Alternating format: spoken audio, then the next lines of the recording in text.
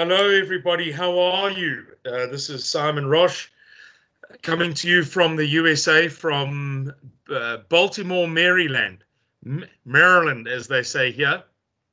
This is just a little video to let you know what's cooking, what we're up to here in the USA. We've come to the USA to meet with certain people, very influential people. It's been a bit of a rough trip.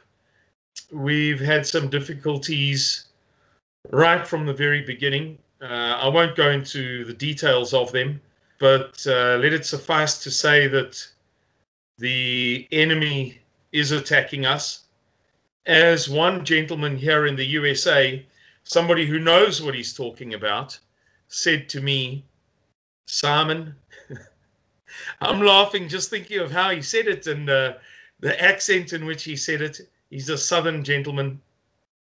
He said, Simon, you've got to start realizing. In other words, he was implying, stop being an idiot. Don't be naive. You've got to start realizing that you are playing with the big boys and they are playing for keeps.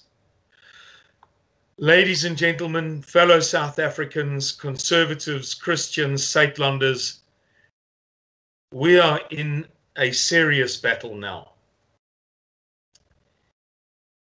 We are indeed playing with the big boys. The Suidlanders of South Africa is the least popular, the most politically incorrect message on the face of the planet today. And our enemies will stop at nothing to prevent that message getting out. I spoke to one gentleman, met with him the other day in Las Vegas. And that gentleman is the most successful, the top dog, the most senior, the most powerful, the most influential person in the whole world in his field. Hands down. I can't even think of who might be regarded as in second place to him. And he said to me, you will never, ever convince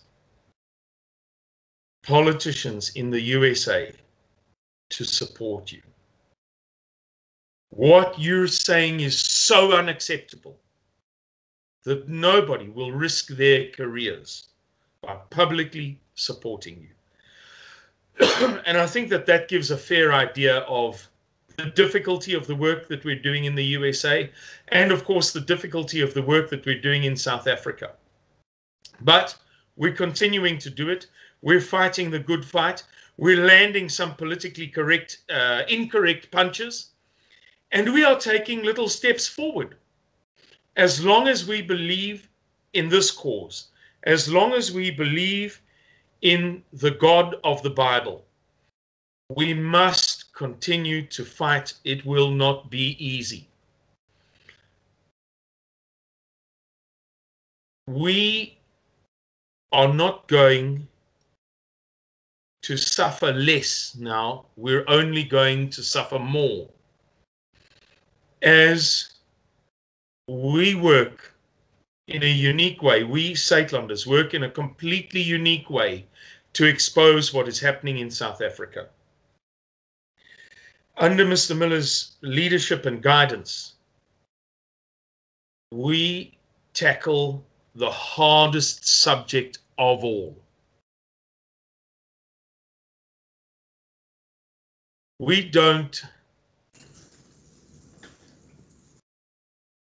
advocate secession. That's a much easier subject.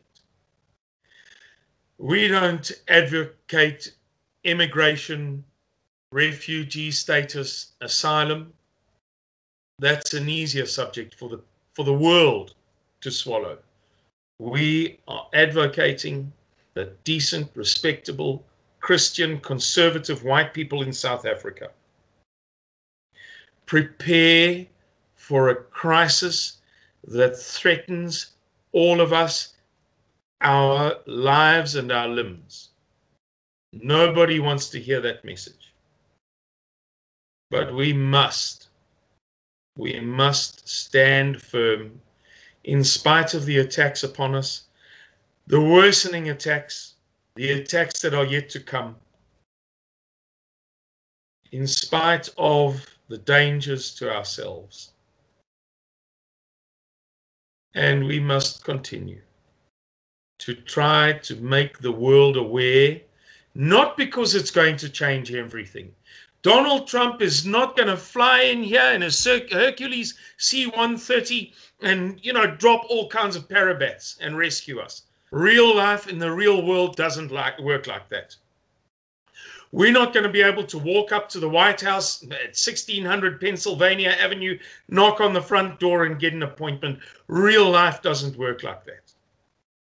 But we can struggle every day to make people aware so that we have a certain moral high ground that permits us to continue to prepare a national emergency plan to safeguard the welfare of non-combatant, innocent women and children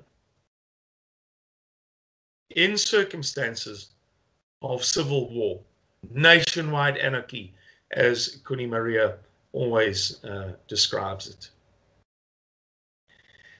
That's about all I can really tell you from the USA. It's an uphill struggle, but we're continuing the struggle. We've met with some immensely powerful people, and I have a confirmed meeting with another extremely influential person in the next few days, and there are others that may or may not happen.